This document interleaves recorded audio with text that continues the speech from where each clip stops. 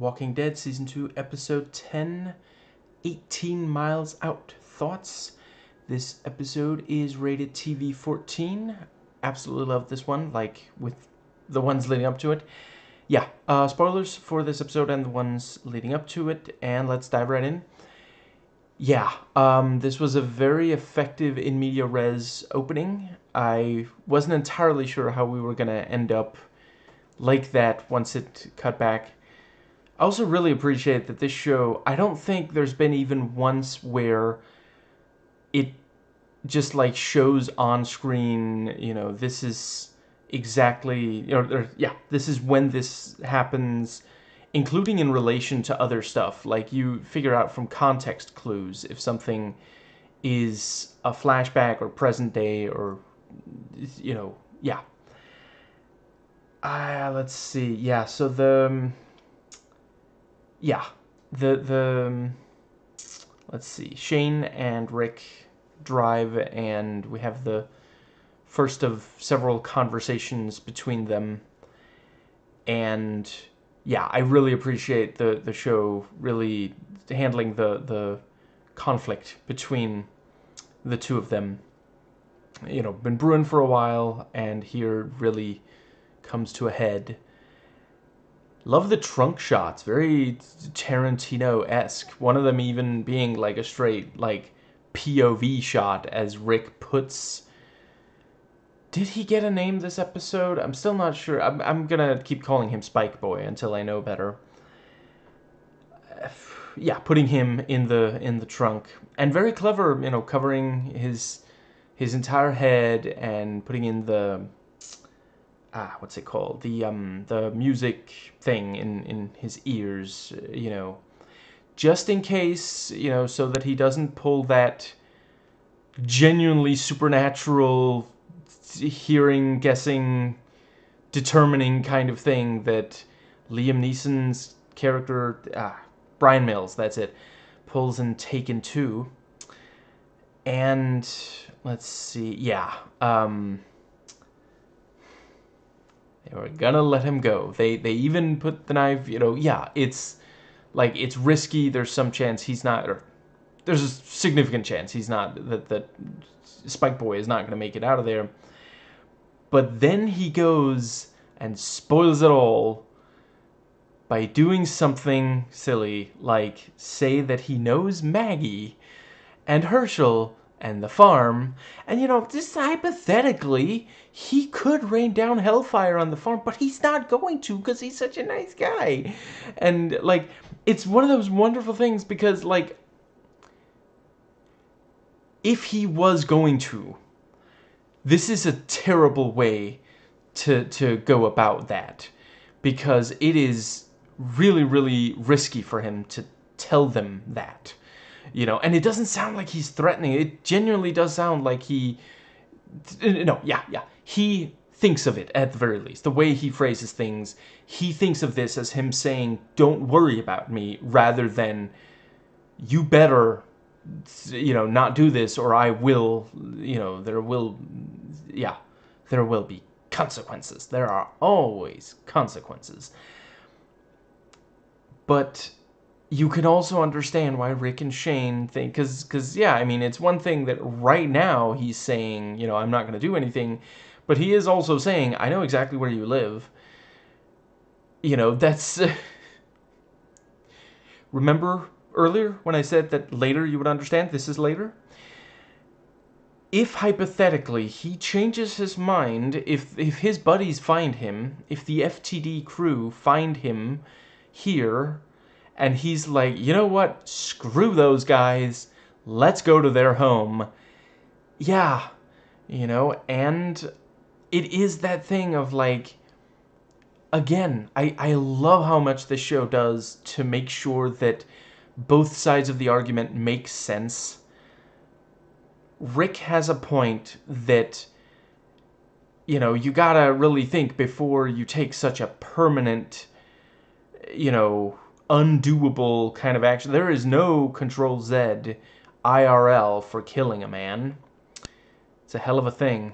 Take away everything he is, everything he could be. And yeah, Shane thinking about how, yeah, like, it's not getting less dangerous by the minute to keep, to not do anything to make sure that because, um, yeah, just really, really great. And they have another conversation, and it gets heated. And yeah, like Shane actually said the words, "You can't protect them," which, like, just, yeah, that is not something that a family man wants to hear said about his family. And yeah, phenomenal fight. I love how they both fight dirty, because this is personal. This is not like, buddies wrestling for fun. This is like, yeah. Um, and yeah, both get some really good hits in as well. And yeah, the thing with, breaking the window, which, it wasn't on purpose, but yeah. And the walkers walk out, and Shane ends up inside the bus. I quite like the thing with cutting, using the knife, cutting a finger or hand a little bit, smearing some blood on, and then stabbing the walker as it licks the blood or licks at the blood. And the it's like blood on a surface for it attracts the sharks. Shockers. And let's see. Yeah, Shane gets a little bit of use out of that inside the bus, but it's still not, there's 10 left or something, so yeah. And yeah, the thing with, Rick does manage to deal with that first one and then hides under it while the other walkers come out. And then there's, Mr. forgot to turn his alarm on. I guess sometimes, okay, yeah, the early bird gets the worm, but the second mouse gets the cheese. He's like, oh, hey, there's a guy here. Neat. And the gunfire, it wasn't the revolver. It was not the most tactical to use all 6 bullets, but there's a catharsis element to it also. And that was really clever. Like, he was struggling to get a clean shot at the last walker, so he sticks the gun inside the bullet hole he put in the other one and shoots. Yeah, that was great. Let's see. I think that, yeah, genuinely did seem like I would have been shocked if Rick really did leave Shane there to fend for himself, but for a little bit there, it did seem like he really was going to. Great tension with Spike Boy and the knife, and I really, really loved that once he gets out of the rope and there's a walker right there, he gets very aggressive and very into killing it. Because on the one hand, that might be like adrenaline and survival instincts, but on the other, is he like this sadistic, a-hole that, like, at this point it's starting to look more like the FTD kind of were, so yeah, like, could go either way, because I mean, at the end of it wasn't a person, it was a walker, and that walker was threatening to kill him, like moments before. So maybe he's just exhilarated at the power balance shifting in his favor. It's just, yeah, very, very nicely done with that. Let's see. And we have the, let's see. Yeah, really, really excellent point by Shane pointing out, he knows about the farm where your family sleeps. And let's see, yeah, I think I'll stick with them for a little bit before moving on to the other, yeah. Um, really, really cool rescue with, driving past, firing the guns. It's like, use the back door, and yeah, manages to, and he jumps in through the, so badass. Just, yeah, really, really cool. And yeah, um, the conversation, the last conversation they have in the episode was also quite good. The you have to trust me kind of thing. I think that covers what I had for the three of them. So let's see. Yeah. I am gonna try to be sensitive about the sensitive subject of suicide. So I did a tiny bit of research, and I understand some people, okay, so some people thought it was realistic how, Beth's despair leads her to contemplate and even attempt suicide. Some worried that it could, like, glorify it, and some felt that it was not explored in enough depth, pointing out that other subplots got more, yeah, there was more. Let's see, was it time spent and more complexity to it? When suicide, in reality, it is a complex subject. Like people who, not everyone, but a lot of the people who say that they believe someone should be allowed to, carry out a suicide attempt, a lot of them are going to make sure to say, obviously there are some caveats. I'm not saying absolutely everyone, and I am still, I guess, it looks like it might keep coming up on this show, so I think I'm going to really try to figure out exactly where I stand on the matter. For now, when it comes to euthanasia, I am in favor, obviously, again, some caveats. But suicide, I have not yet decided exactly where I land on that. I see really good arguments on both sides right now, so I am not going to make a declarative statement about it here. I see the points of, I mentioned three different points of view on it. Yeah, I see some arguments for each of those. I did really appreciate that it's like, I love how well this show handles character.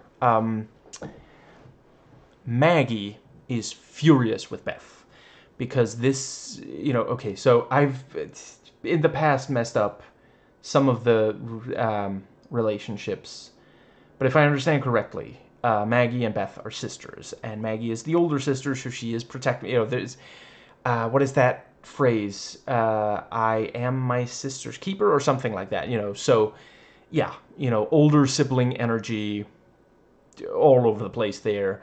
So she shouts at her. At first she's talking fairly calmly, and then Beth starts saying, "I have to do this tonight.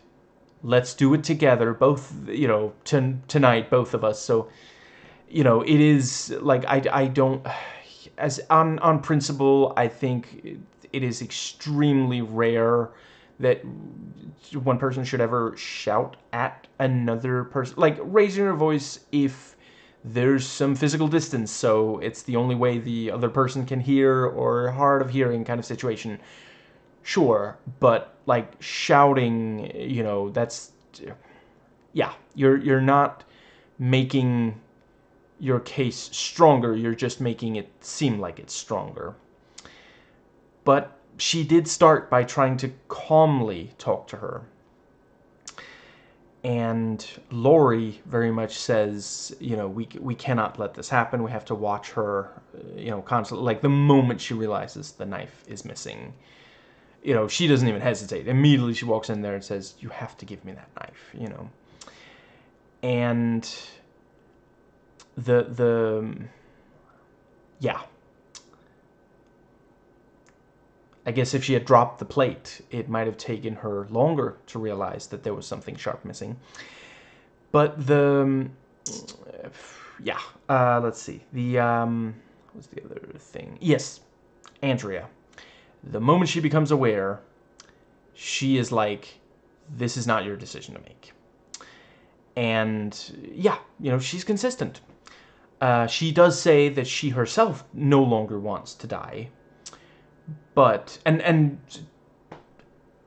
it seems like she means it. Like, she's had access to guns for several episodes now. She hasn't even made an attempt. So it seems like she genuinely is not at all suicidal anymore. And, yeah, it's a really solid discussion between Andrea and Lori. And yeah, again, not taking sides here, but this thing of it is the person's decision, that is one point of view on like, it would feel so weird if Andrea was like, 100% against it, or if she was indifferent or something. But no, she knows what it's like to feel like, to want to die to that point, and she doesn't want it for herself, but she believes in someone else, because yeah, she even brings up Dale. She she thinks of how, she really didn't want Dale to get her out of the CDC. Now, let's see. That brings us to, yeah, and, straight up, Lori,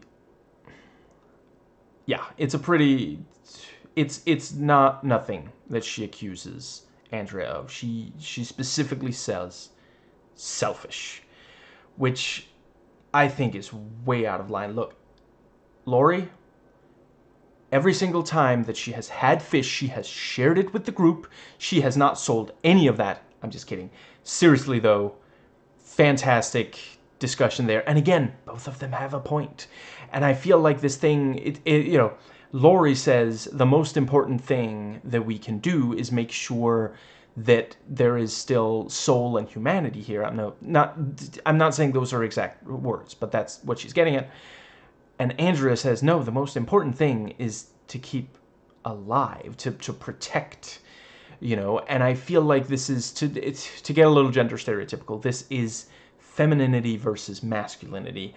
And Andrea was somewhat more feminine, before, but then she lost her sister, and she's been getting gradually more masculine, favoring guns and, guard duty to, like, she didn't seem to have any problem doing these more feminine chores before she lost her sister, so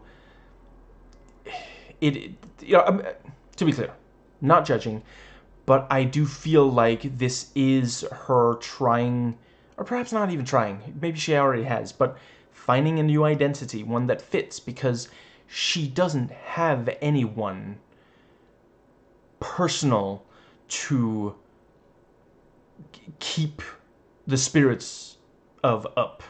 She doesn't have anyone that needs her to be tender and gentle. And it's not that anyone, that absolutely everyone would react like Andrea. Carol lost both her husband and her daughter, and now she's trying to be tender and gentle to Daryl.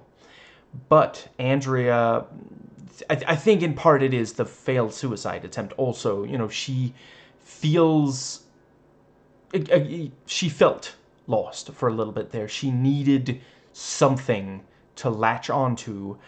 And yeah, she's leaning towards Shane, towards this idea of swiftly applying lethal force when, when it's deemed necessary by her or Shane, she didn't have to shoot. I know she thought it was a walker, but she could have waited a little longer before she shot what turned out to be Daryl. You know, we the audience knew, but she didn't know. She didn't have to shoot while it was that far away, but this is how she's defining herself now as the person who makes the decision and or acts on. You know, when it's Shane who made the decision, she didn't seem to have any problem with that. You know, she just goes with what he says they should. And yeah, let's see. And yeah, she does have a point about some of the stuff she says to Laurie, and it is really harsh to throw in Laurie's face. You know, you have a husband, you have a boyfriend. You know, it's purposeful that she says both. She doesn't say you have a man, but yeah. And yeah, I mean, she feels frustration that, you know, when Shane was in charge, Laurie was with him. Now that Rick is in charge, Laurie's with him. And so she makes rules, and it is one of those things where you can appreciate, you know, she feels like some of the stuff that Laurie just declares should maybe be up for debate, you know, and I can imagine it's maybe a parent thing because Laurie was a mother for, if I had to guess, oh wait, no, actually I think they said it, but I forget, 10 years before the zombie apocalypse. So yeah, and you know, Andrea wasn't, she was an older sister, sure, but there were also years where she, you know, she admitted she missed some birthdays and such. And let's see, Carol, I think, I get the sense that Ed was the one making most of the rules for Sophia. And yeah, you know, so I think that's why Laurie feels like, you know, that it's right for her to make these decisions for others. But yeah, it does lead to frustration from some of the others, especially when there's such significant disagreement on some of these things. And yeah, Maggie didn't know. She did not know that Andrea had, you know, attempted suicide herself and was now comfortable with that. It never came up, and it is, you know, like, how do you tell someone that if it isn't, you know, yeah.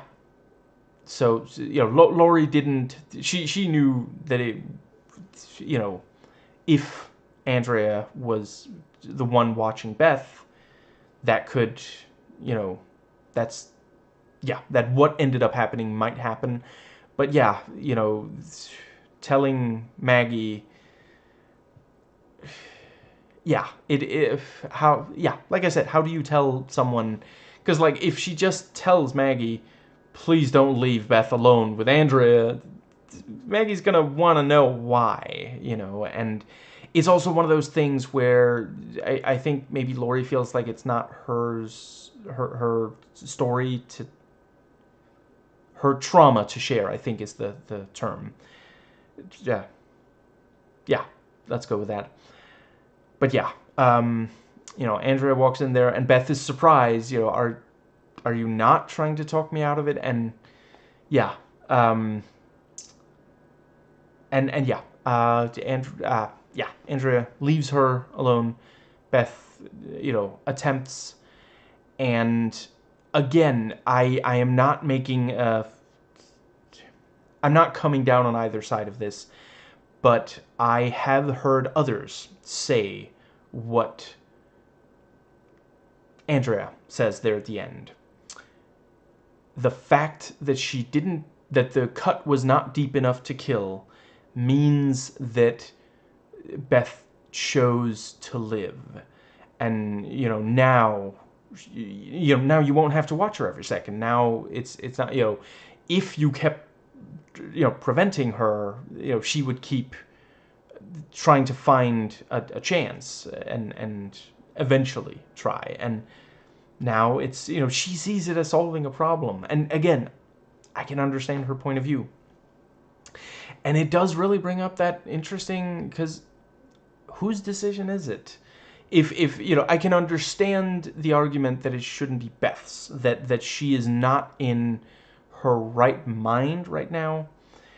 And what, it is one of those things that is something I will say. I definitely think someone who just lost someone close to them, I think it makes sense to want that person to really, really think hard before they attempt suicide, because you are in an extremely vulnerable state right there. So, but, is it Maggie's decision as the older sister? She knows Beth better than the other two, but is she too close to it? Is it that she would feel, because she brings up, Herschel and I would never forgive you for this. Is that the right reason to stop someone from committing suicide, that it would affect you negatively? I think an argument could be made that it isn't. Should Lori make the decision? She's very level-headed, but she also, it is that I don't quite agree with Andrea that it's been easy for Lori, but certainly Lori has not lost, as far as we know, she has not lost a sister, or her mother. So, yeah, and should it be Andrea's decision? Because certainly, the argument in favor of it, of her getting to decide whether or not to let Beth attempt suicide, would be that she is in favor of letting it be the person's decision. And that is, again, like, we gotta be careful that we don't take away other people's agency, no matter how much we believe we're right, if it's not 100% necessary. Now, there are cases where it is necessary, and again, right now, I don't know if I think suicide is one of those, but I really appreciate that it is, like, none of them are just completely unreasonable about it. Because, like, to be clear, with Maggie, I do think that the fact that it would hurt others, yeah, I don't know if it should ultimately affect the rights of the person to attempt suicide. But I do really appreciate, I do think it is something when,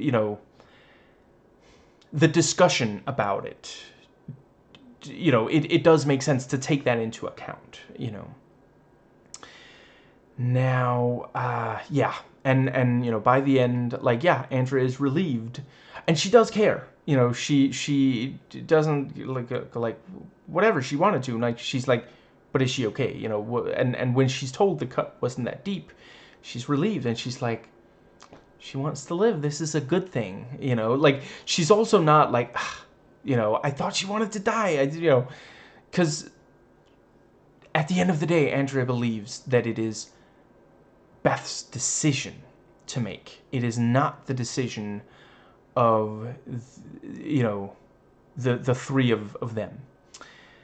Let's see. I think, right, and yeah, I really appreciate the having these,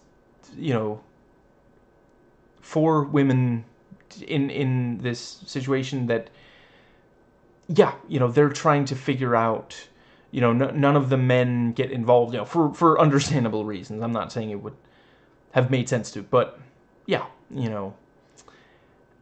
let's see, I think, I think we need more shows and movies where there's a strong focus on women. It reminds me of Jessica Jones, actually, the Netflix Marvel show.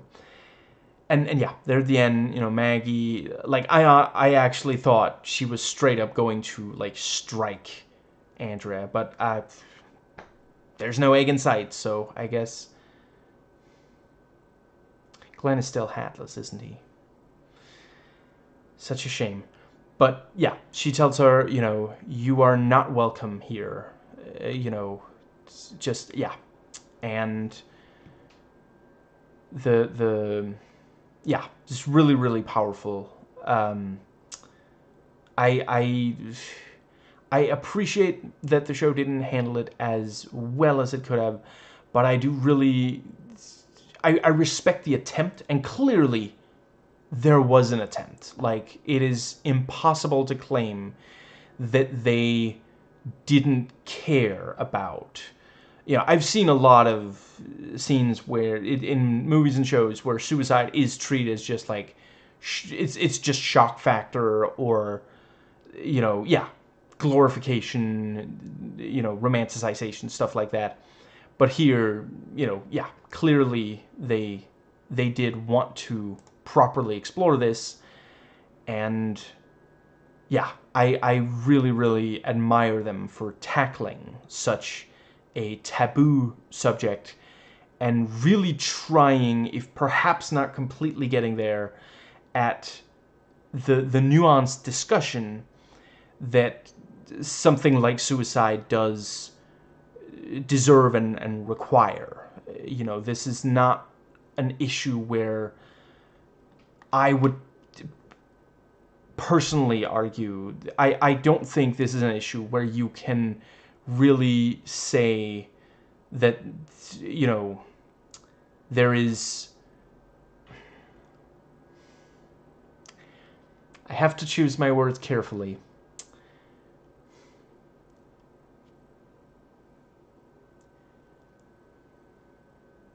I think I'm just gonna hold off on making more of a declarative statement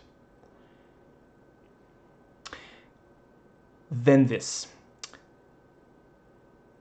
No matter what we do, there will always be at least some people who consider suicide, and because of that, I think it is crucial that we treat it as something that we have to think about, exactly how to deal with it, and be careful to make sure that anyone considering it is aware that no matter how exactly it ends up, whether they attempt, whether they're prevented, whether, yeah, the various options, that it is something that was not just 100% just discarded as even being thought of, thought about, not necessarily thought of, but thought about by, people who can influence whether or not at least certain individuals are able to attempt suicide. So, yeah. This is such an amazing show. Yeah. Hope you'll join me again. Should be tomorrow that I do the next episode. So, yeah. Until then.